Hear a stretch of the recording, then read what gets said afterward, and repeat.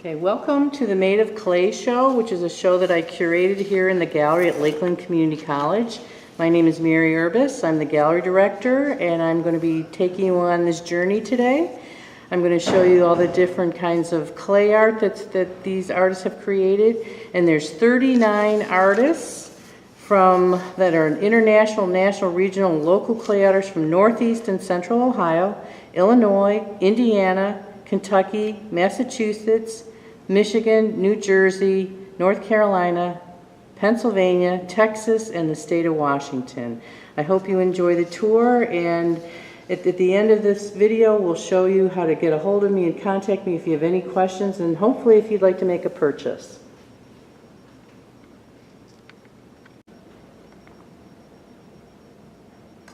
As we start the tour, this is the work of Jeffrey Allen. These are hand-built masks. And what's kind of interesting about when I installed these pieces is the shadows that were formed by the way the lights hit it have kind of become like a gift.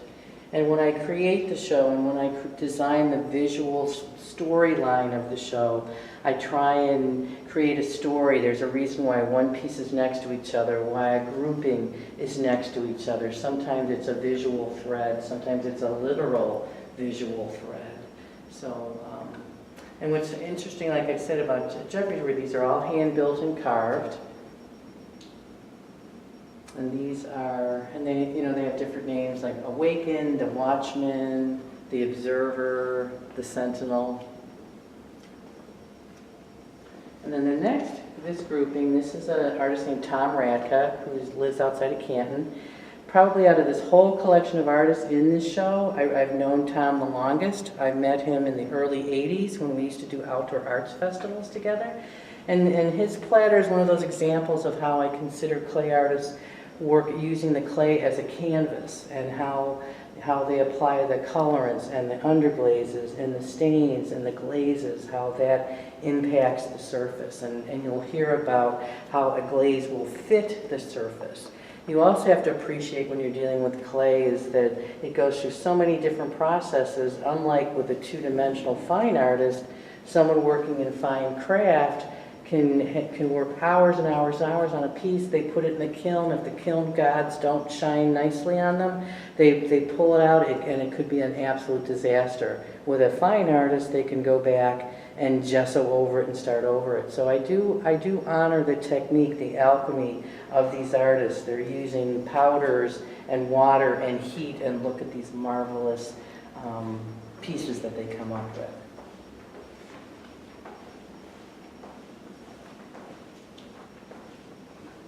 This next piece is a tile piece also done by Tom Radka. And it's actually installed in two pieces and has a nice little French cleat so it hangs on the wall. And this is part of his Copper Red series.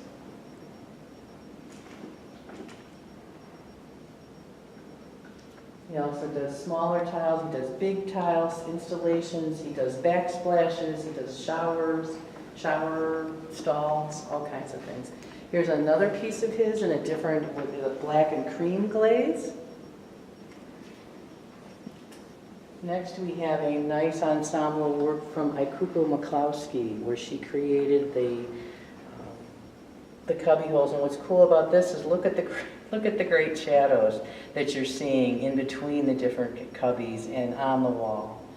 And she does these little gems. Her work is usually kind of, smaller in scale, but the glazes and the details that she incorporates into them make them pretty exquisite pieces. These next three tile pieces are created by Bill Briard. Bill just recently retired from being the chair of the ceramic department at the Cleveland Institute of Art. These are from his Icon series. And so he makes the tiles, he puts them on the wall. And again, he's another one who uses the French cleat method of putting them on the walls. So for those of you thinking of purchasing, you put the cleat on, screw the cleat into the wall, and then you put the other piece on top of it, and it fits nicely, and there you go. You don't have to worry about it taking down your wall. And what's interesting with these pieces are the different surfaces, the silver metallic against the terracotta. the silver metallic against the turquoise, and then you have this gold leaf with the terracotta clay.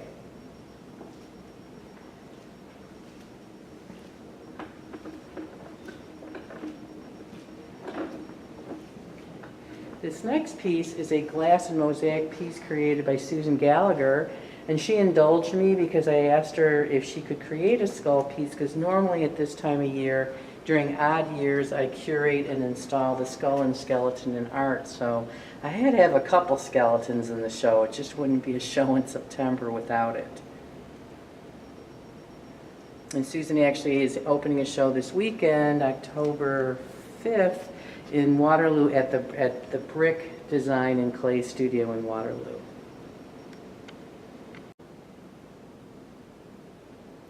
Okay, this next grouping was created by Judy Taville, who's from New Jersey.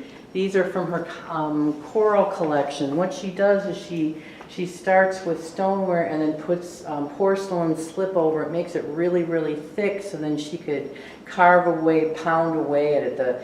These wall plates and these larger sphere vessels are pretty hefty. They're pretty heavy duty, but it's nice to see the white on white and just the beauty of not having the glaze, and how the shadows on the wall, the shadows from the lighting, creates a little bit more of a dramatic effect.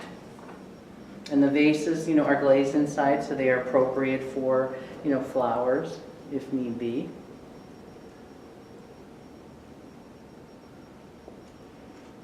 Okay, next is a trio of pieces by Sandy Miller. These are Sagar-fired vessels, and the one in the middle on top was featured on the postcard and the poster. I just love these surfaces, how she burnishes the surfaces, puts the elements around it so that they transfer onto the pot. And then what she does, which is a little bit more unusual, is that she weaves these necks of her pieces. And so she leaves holes in the actual rim of the piece when she fires it, and then she puts those little those metal stays, which I think might be from fishing oars, or maybe they're stays. I'm not sure, but anyhow, so she'll create these beautiful necks to them, or like with this cover jar here, she'll create the lid and put some reeds on it, and it's always nice to see red dots. We love to, my favorite thing in the world is to call an artist and say, hey, we sold a piece of yours. So most of these pieces are available for purchase, and you can always contact me through the gallery, through the website, through my email, which we'll highlight at the end of the video. But again, these surfaces are what I call yummy, and it's that unusual pink color. Now this is one of those pieces. This is a painting by Kathy Mead Scarrett. She actually was an artist who kind of worked in clay years ago. And I saw these pieces in her studio and how she put the layers on so thick it kind of cracked off like clay. And so probably this is the only piece in the show that most people are kind of like, what piece is most unlike the others? But I just thought it was an interesting way of dealing with the surface. Okay, this next grouping of 3 pieces is another grouping by Sandy Miller, but these are horsehair fired, which means she fires them until they're red hot, brings them out into the air, and actually places the horsehair onto the pieces. And what you're seeing is the carbon from the horsehair burning off and transferring onto the piece. And then again, she's got this one piece in the middle that we're looking at now, has a beautiful neck to it, and then I don't know if we can catch it on the video, but it's got the coolest shadow on the wall. And if you haven't figured it out, I'm all about the shadows too. It's the distance of the light, it's the fact that there's multiple lights, and to me it's one of the gifts. Same thing with this next piece where you get the fringe on the wall, and then you see a little fringe on the top of the pedestal.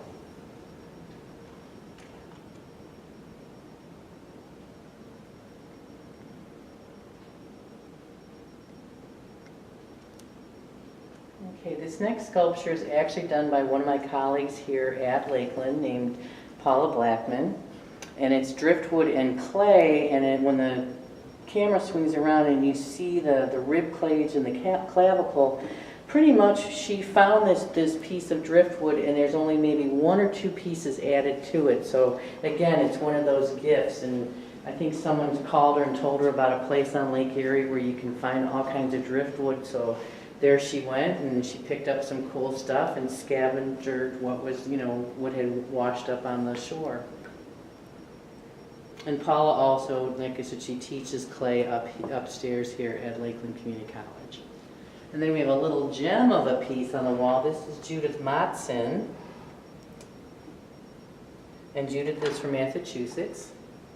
And then there's also, we're going to show you another small piece of hers too. The last piece were ceramic stones that she created, and this is a piece of ceramic with some clay also attached to it. And here's another piece of Paula's called Child. And most of these artists do have artist statements available, so if you are interested and wanted me to send you their statement, you can always let me know. If you visit the gallery, and those who know me know that I encourage you to come to the gallery and see the work for your own eyes, because sometimes you just don't get, it's just not captured well enough in a video. So I have a binder on the counter here in the gallery that has everybody's artist statement.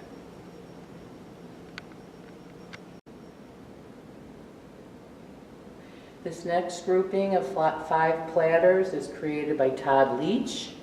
These are part of the series where he's been using a lot of text. Some of the text is obliterated, some of it is easy to read, some of it not so much. He does have an artist statement that does explain some of the background on some of these pieces, but some of the titles kind of speak for themselves. I'm Not Feeling Human, Nature of Our Reality, Conformity, Mind Just Collapsed, Uncharted Territory. So again, you get the feeling that there's a lot of thought process and a lot of soul searching going into these pieces as he creates them and as he titles them. Okay, this next wall has the work of 2 different artists. The 2 bigger wall platters were created by Andrea LeBlond. And then the piece in the middle is a tile piece created by Deborah Burris. Deborah and her husband Stephen, who are in the show, just recently retired and closed their gallery called Elements Gallery in downtown Peninsula. But again, it was one of those things that I had this lovely tile of hers, and the color picks up the pieces that were kind of included in Andrea's pieces. So this is one of those walls that just kind of happened and worked out well.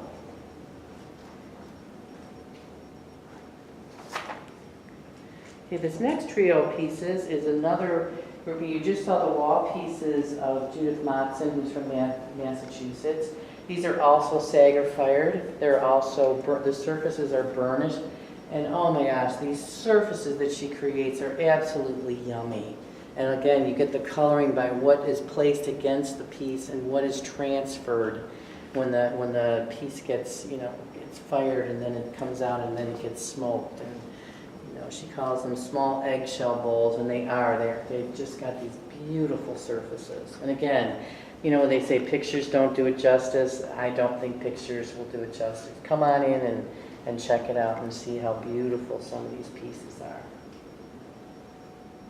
Now this next grouping is done by a woman named, I hope I pronounce her name correctly, Deborah Oliva from Michigan. Now this first wall platter piece is kind of cool because if you see the shadow is so cool, and the way the light came through the plate stand, it's creating these little darts of white light that kind of echo the markings on the platter. That was totally a gift. That was not planned, and that's one of those serendipitous moments that me as a installation designer really kind of live for. It's kind of like, oh my God, look at how cool that is. And as we go to the right and pan her wall pieces, the same thing's happening where how the light is hitting those 6 pieces, it's creating shadows on the wall that are just exquisite to me. Then she's got 2 covered jars and then another wall piece. And her craftsmanship is impeccable. It's probably a 20 out of 10 scale. Or, the backs of the pieces, as she as a craftswoman, as a craftsperson, she thinks of all the different edges, the sides, the front, the back. You can't, you know, with clay pieces, you can maybe hide something on the bottom, but you can't hide the sides. And she thinks about everything. And these wall pieces, the way they have the hanging device on the back, you can move the orientation of the pieces and flip them without having to move the piece. It was pretty impressive when I unpacked her work.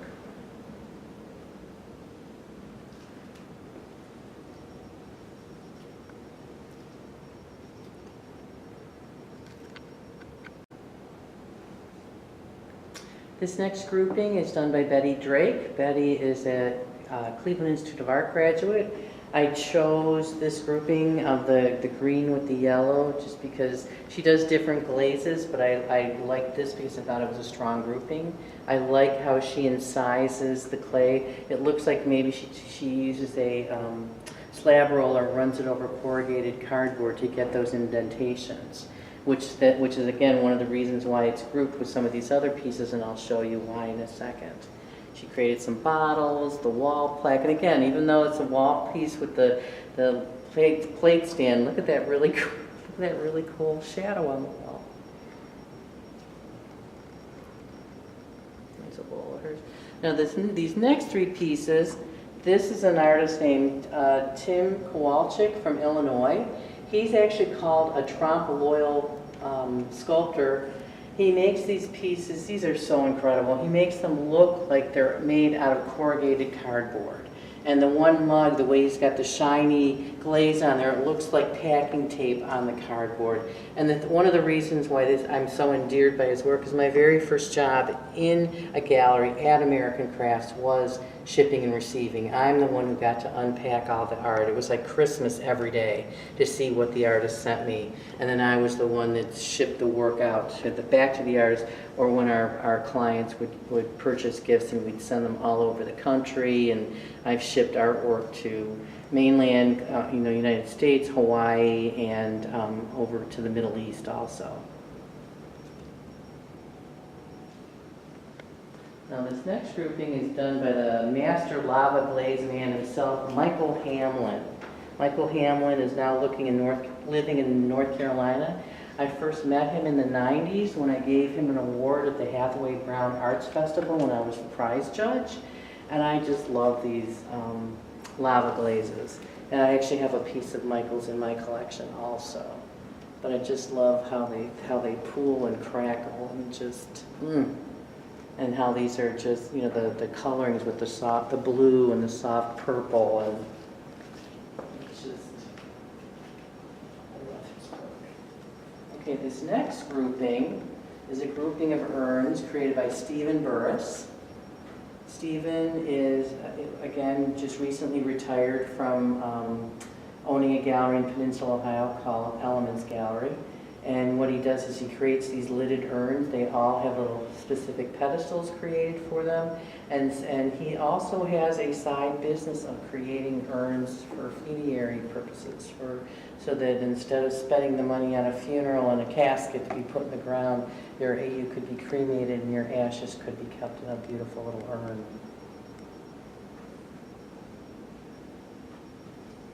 And again, he's a master glazer. I've known him and his wife Deborah for decades. We used to do shows together, starting back in the 80s, and so he just does a beautiful job.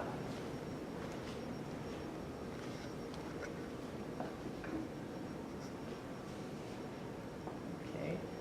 To add a little bit of a humorous element, these pieces are done by Sharon Scheinbart. They're actually hooks for collars, for dog collars, or for jewelry. And again, I just wanted something fun, something a little different. And she'll also make custom ones for your dog if you want a specific dog color. Okay, these next four pieces are created by Michael High. And if you were paying attention a few minutes ago when I showed you Betty Drake's work and Tim Kowalczyk's work, they all use the same technique of incising the clay with cardboard to give you the textures and all that. So that's one of the reasons I put these together. These are all three of these pieces are hand-built. The fourth piece is a thrown piece, but then he adds hand-built elements to it.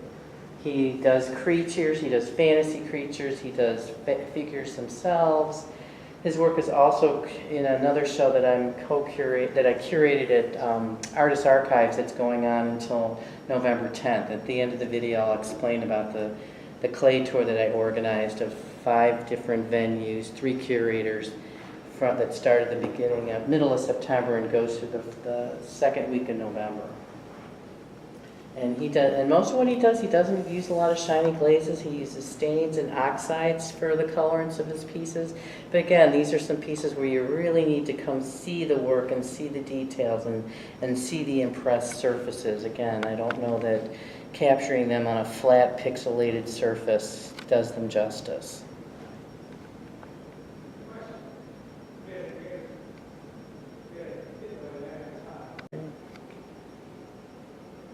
Okay, this next grouping is done by Irene Lawson from the state of Washington.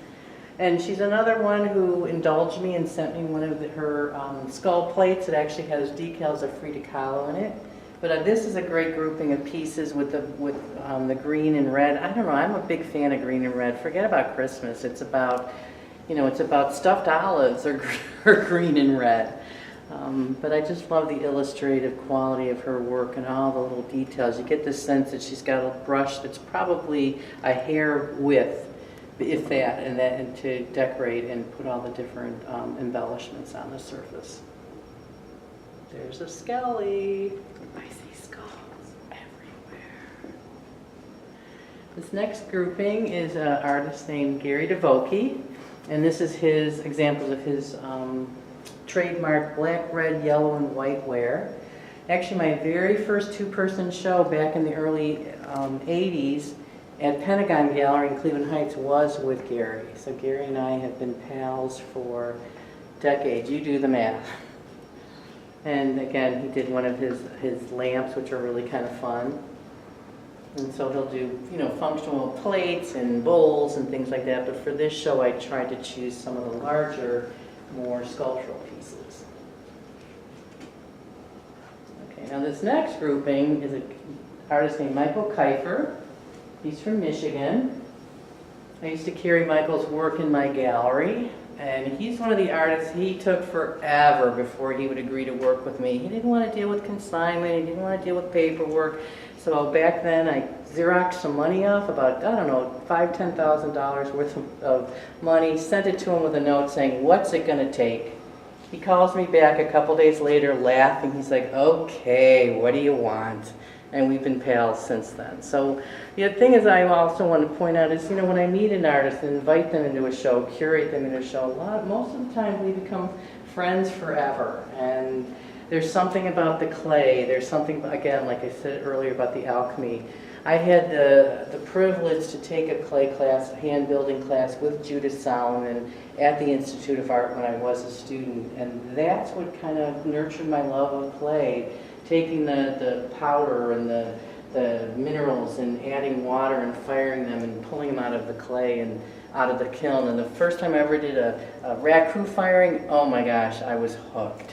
And so clay has always been a personal favorite of mine and one of my favorite medias to curate as an exhibition. And it's one of my favorite shows to do in addition to my skull show, which is every other year. Now these next pieces, these are created by Dick Lehman. And what's interesting about, and he's from Indiana, these are wood-fired pieces, but what he did is, what you're seeing a bowl that's been wood-fired, and what's hanging above it is a detailed shot of the glaze, because he felt that the glaze, that the glaze were so beautiful that they were pieces of art in themselves. And so when you purchase these pieces, you're purchasing a bowl and a detail photo. And the detail photos, I believe, were printed on aluminum, which seems to be a trend these days, which helps make the color just pop. And you could say these would be beautiful, would make beautiful abstract paintings.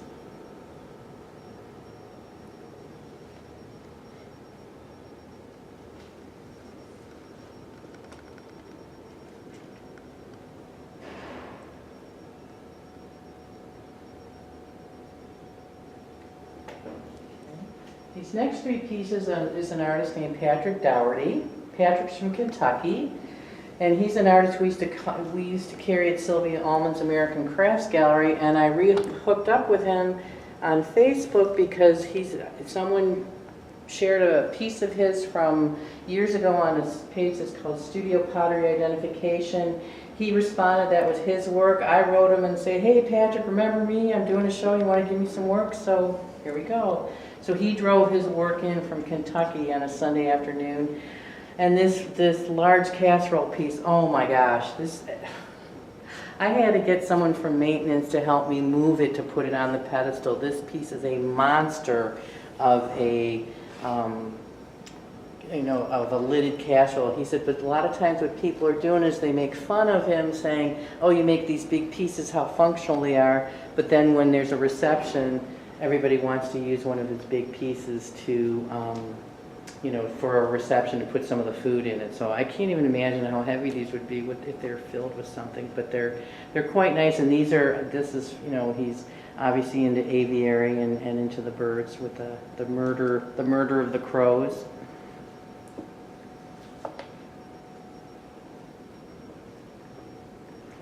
This wall grouping is a grouping of clay tiles created by Deborah Burris. And some of them have glass in front of them, some of them do not.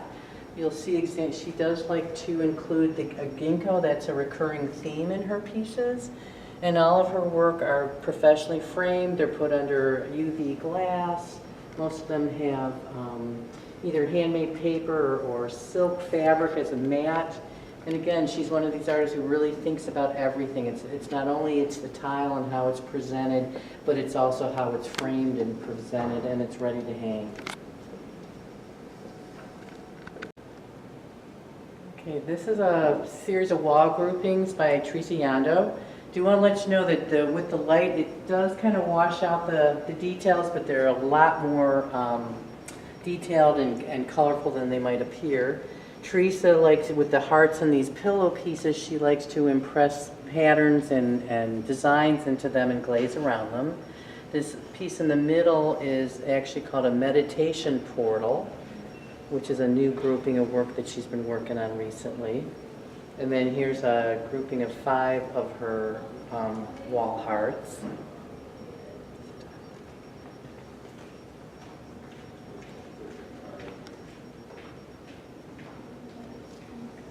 This next grouping is a different grouping for Sandy Miller, where she's making these transfers that she's transferring onto her pieces. She's another artist who enjoys the ginkgo leaves and the bees.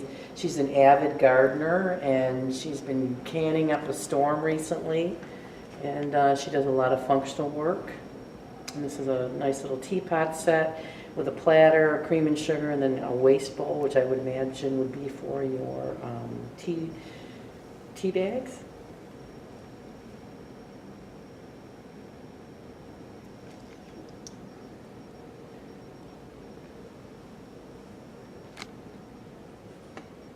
This next grouping is a beautiful grouping by C.J. Niehaus, and she's from Illinois. I first was turned on to her work on Facebook. I love the illustrative quality of her pieces, the fact that she has this large platter and the covered jar, with the turtles and the dragonflies, and then this other piece has to do with the bees and honeycombs, and she's got a piece with a little possum here. And she's got another one where she's got a froggy with some spools. I just love the illustrative quality. And what's nice and different about her work is that most of it has a matte finish, but then she does some of the highlights in a glossy glaze. So it's a nice contrast between the surfaces. Now we're going to see a bunch of pieces from Lynn Norwood Lofton. This is her Tranquility series with these deer figures, and she's depicted them as a baby, as a gazing downward, steadfast, looking up. And there's one called Adolescent.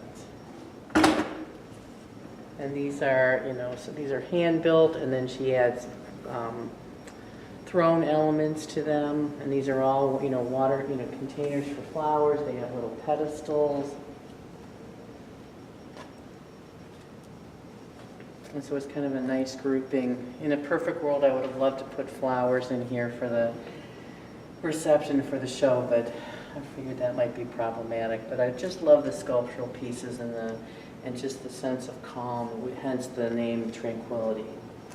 Now you're going to see a grouping of 5 of Sharon Scheinbart's turtles. Sharon, again, was another artist that we used to carry in my gallery in Chagrin Falls. I love the personality that she's able to capture with these little guys, the faces and the little dots in the nose for their nostrils, and she uses different things to create textures. She, creates organic design. She hand paints them. There's another one over here where the guy's kind of looking backwards, looking skyward. So I just love the personality that she's able to incorporate and imbibe into these pieces. And I'm lucky enough to have one of her smaller turtles in my personal collection.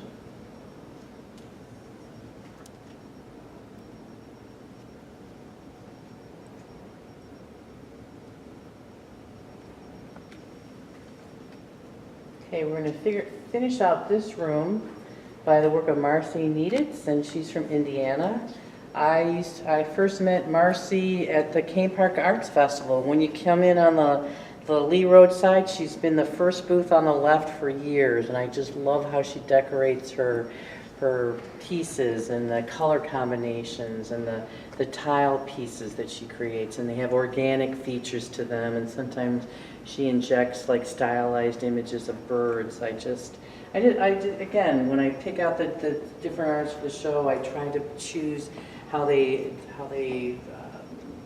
work with the surface, how they incorporate their design elements into it. Sometimes the glazes are glossy, sometimes they're matte, sometimes they're very figurative, sometimes they're very drippy, sometimes there's a lot of texture. So I'd like to think of these clay shows that I curate kind of like a survey of the media, and to let you, the viewers, who might be clay artists, who just might be clay enthusiasts, can see the different techniques, the different approaches, and how people can hand build and throw on the wheel, and these wonderful creations that come out of the kiln.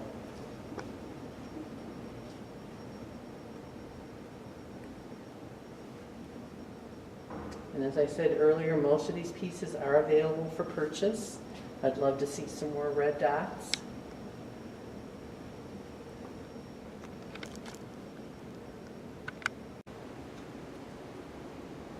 This is a glass and ceramic piece, mosaic piece by Mark Yazinchak. He creates the tiles and the glass pieces and puts them together in a collage effect, hence the name Collage Effect. Then we have a grouping of pieces by Diana Vigel, and she's a CIA graduate. And what's interesting about Diana's work, these are assemblage pieces, assemblage, but especially the pieces in the center, those figures, she found those pieces of wood and then created the pieces around it. And it obviously was something that spoke to her, saying, oh, I know what I can do with these pieces. And come on, look at the bumps, they're perfectly placed.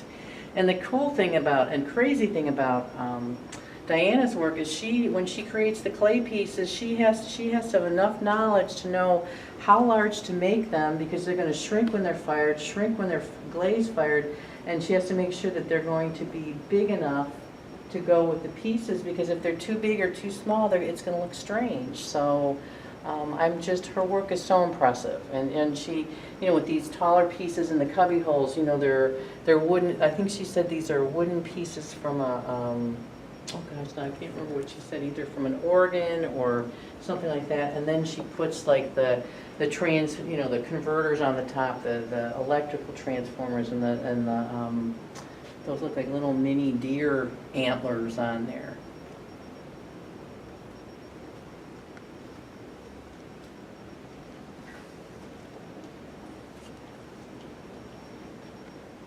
Okay, this wall and the display case features the work of 3 different artists. These wall pieces are carved and they're created by Susan Gallagher. And these are kind of a new grouping for her because for a while she was doing monochromatic work. Now she's adding color to the work. And in this top shelf of the display case, this is work done by Jack Rotar. Jack and I went to CIA together. And these are pieces from his Creatures from Another Planet, from Another World. And he does salt and pepper shakers, mugs, plates.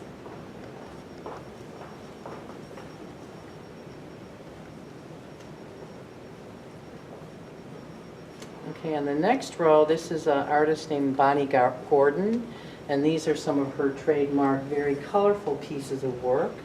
My very first two-person show was with Bonnie in the early 80s at what used to be called Bay Crafters, which is now called Bay Arts, over in Bay Village, right on the lake. And so some of these are some beautiful gourd pieces and tiles that are very organic, and how she incorporates the matte surfaces with the glazed surfaces. And then on the very bottom shelf is a carved bird piece by Susan Gallagher, who also did these wall platters that we just looked at.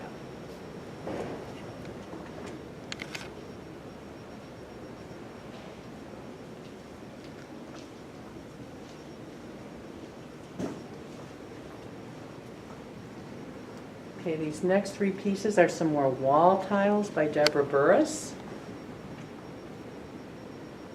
And again, she's very observant of how she presents the pieces, how they're framed, how they're matted, mounted, and framed.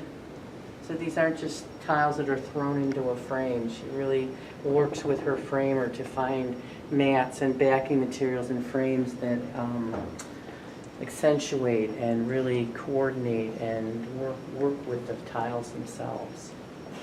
And here's another piece where she incorporates her trademark ginkgo motif into the tiles.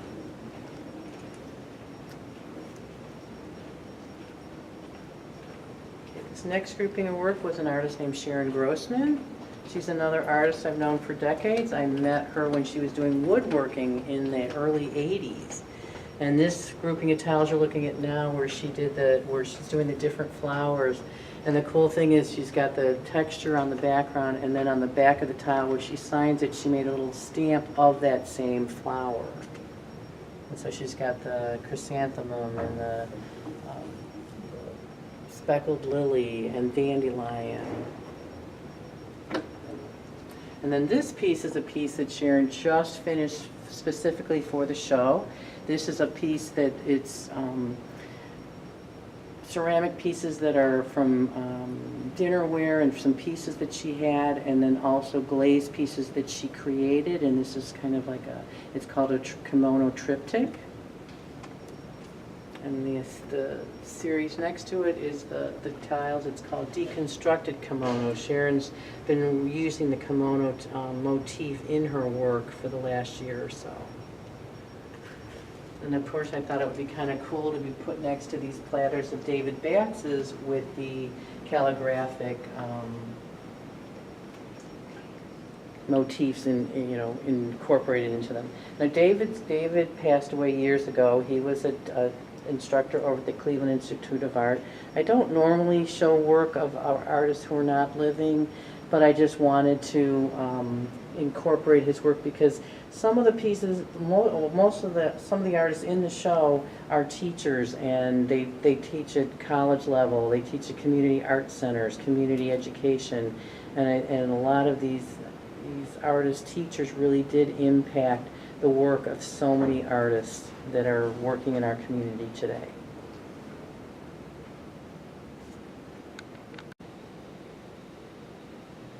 This wall piece was created by Seth Nagelberg. Seth is the new chair of the ceramic department over at Institute of Art.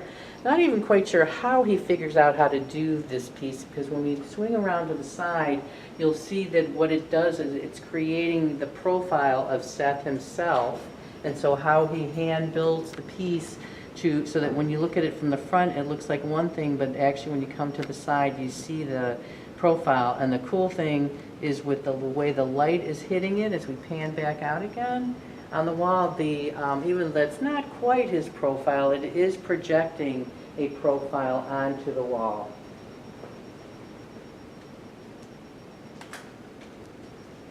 Okay, this next grouping of black and white pieces with bunnies is an artist named Ron Korzinski. Ron is from Pennsylvania. He's another artist. We actually used to carry his work at American Crafts, where I worked for 17 years. That was my first gallery job, so I've known him again for decades. And so this is a new series from him, with him of wall platters and teapots with almost kind of like the Zentangle kind of design with the bunnies on the inside. And of course it adds to the contrast that he does the bunnies in color.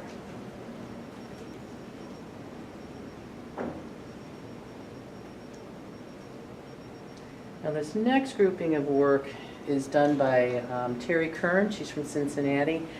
Again, these images do not do justice to the work. She has a very highly illustrative style.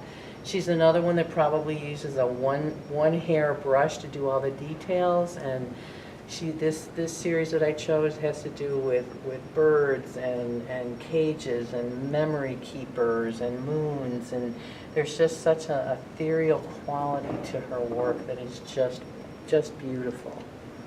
And she did these 5 wall pieces that are they're commercial pieces that she hand painted and fired. And at first she wasn't sure that she should enter these. I said, what's the difference in using a canvas? This is just a canvas made of clay.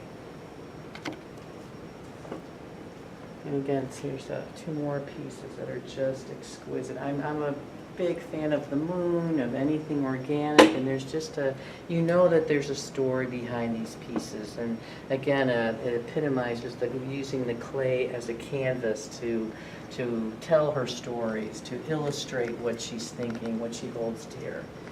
And then there's some sculptures that are here on the middle shelf. And again, these are just beautiful, intimate little captures where you just kind of stand in front of them and are taken in by the beauty and the quietness and the stories that they tell.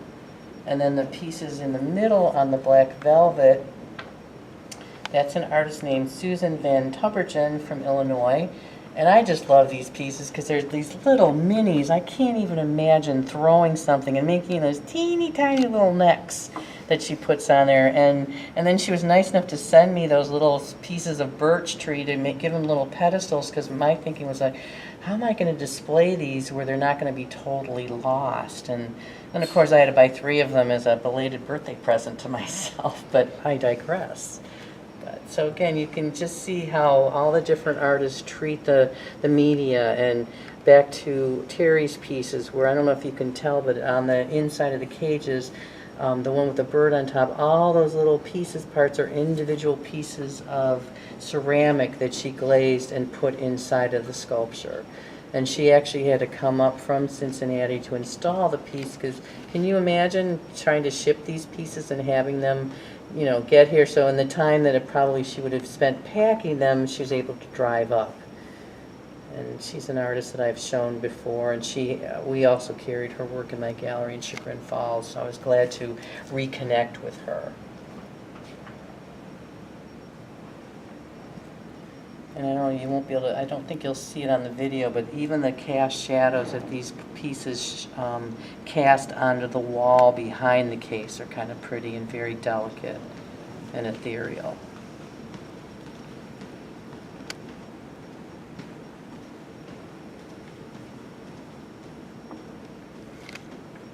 Okay, the last 2 pieces of this hallway were created by Mark Yazinchak. And again, this is one of those examples where you've got the swirls and the moons going on in Terry's pieces that segues to the spirals and the swirls created by the mosaic pieces that Mark creates, where he creates all the tiles, incisors the textures into them, fires them, and then grouts them onto the board, and also grouts the side edges onto them too.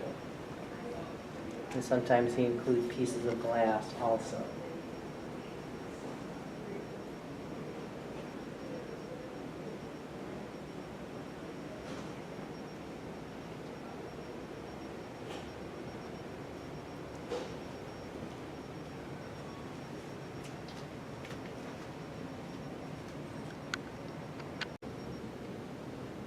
Okay, this next case is work done by Michael Calvin, who's from Texas. He's another artist I met through Facebook.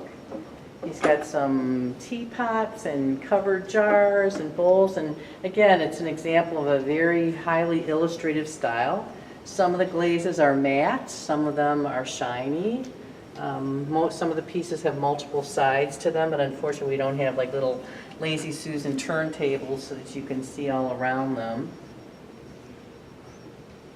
But again, it was just a different, it's a different illustrative style versus Terry Kearns versus, some of the Susan Gallagher's. It's just a little different way to approach using the clay as a canvas and using a three-dimensional form to put a two-dimensional visual on it.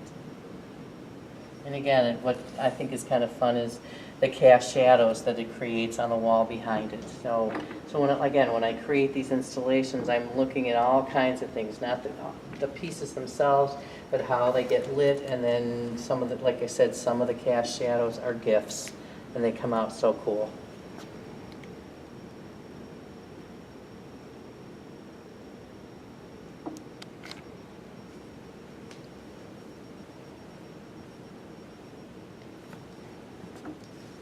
Okay, so this wraps up our tour. I'm just going to mention a few more things right now. We're going to kind of focus in on a postcard. I created an event called Clay 5, which is a clay tour of Northeast Ohio. And it included 5 venues and 3 curators, me being one of the curators. I actually curated 3 shows. I curated this show, Made of Clay, which is at Lakeland Community College. I curated Recast, which is a show at Artists Archives of the Western Reserve. And then I also curated a ceramic invitation that opens tomorrow night in the Waterloo Arts District at Article Gallery. So you can always look up Clay 5 in the on Facebook events. You could look up my show, Made of Clay. So hopefully you'll have time to check out some of these shows, see all the clay work that's available. My show is artists, like I said, from a bunch of states in Ohio. The Recast show is Ohio artists, and then the Article show is 9 Ohio artists and 1 artist from Pennsylvania. And so we end with a poster of the Made of Clay show, and the piece that's on the poster, it was created by Sandy Miller. And hopefully we're going to hone in on the information. You can contact me at 440-525-7029. You can email me.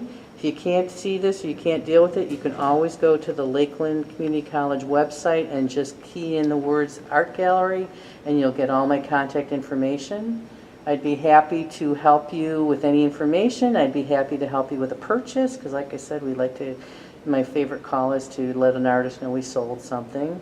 If you want to know a little bit about that technique or want me to send you an artist statement, I can also do that. So thank you for coming on our journey today. I hope you enjoyed the show. I hope I wasn't too wordy, but I think you can see I have a connection with all these artists, and there's so much information that I want to share. So thank you again, and the show continues through Friday, November 2nd, and we're in the gallery at Lakeland Community College, which is in Kirtland, Ohio, east of Cleveland. Thank you, and have a great day.